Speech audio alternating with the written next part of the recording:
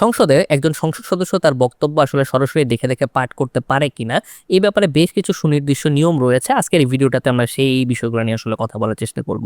প্রথমত একটি সাধারণ নিষেধাজ্ঞা রয়েছে, অর্থাৎ কোনো সংসদ সদস্য তার বক্তব্য সরাসরি দেখে দেখে পাঠ করার আসলে সুযোগ পান না। তার বক্তব্যকে হইতে হবে মৌখিক, হইতে হবে স্বতঃস্ফূর্ত এবং একেবারে মৌলিক একটা বক্তব্য, অর্থাৎ সে তার মনের ভাব সরাসরি এখানে প্রকাশ করবেন।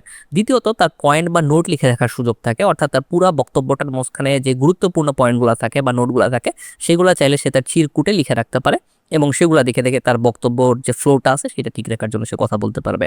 3 নম্বর যে ব্যাপারটা সেটা হচ্ছে স্পিকারের অনুমতি নিয়ে আসলে দেখে দেখে কথা বলা যায়। সেক্ষেত্রে যদি কোনো সংসদ সদস্য মনে করেন তার বক্তব্যটা বেশ কঠিন বা জটিল হতে চলেছে, একটা কমপ্লেক্স স্পিচ সে দিতে চলেছে সংসদে, সেক্ষেত্রে সংসদের যে স্পিকার থাকেন তার অনুমতি নিয়ে আসলে সে চাইলে বা উনি চাইলে আসলে তার বক্তব্যটাকে দেখে দেখে বলতে পারবেন, বাট এক্ষেত্রে পূর্ব অনুমতির ব্যাপারটা রয়েছে।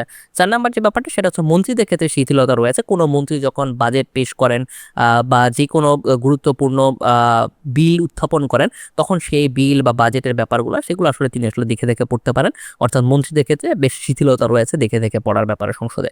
এবং 5 নম্বর যে ব্যাপারটা, গুরুত্বপূর্ণ যে ব্যাপারটা, যখন সংসদে কোনো একজন বক্তা প্রথম বক্তব্য দিতে আসেন, অর্থাৎ সেটাকে মেইডেন স্পিচ বলা যেতে পারে, একজন নতুন সংসদীয় সদস্য যার হয়তো কোনো পূর্ব অভিজ্ঞতা নেই, তিনি চাইলে আসলে দেখে দেখে প্রথম অবস্থায় বক্তব্য পাঠ করার সুযোগ পান। এই ক্ষেত্রে স্পিকার চাইলেই নমনীয় আচরণ করতে পারেন, অর্থাৎ এই ঘটনাটাই আসলে বর্তমানে সংসদে দেখা গিয়েছে।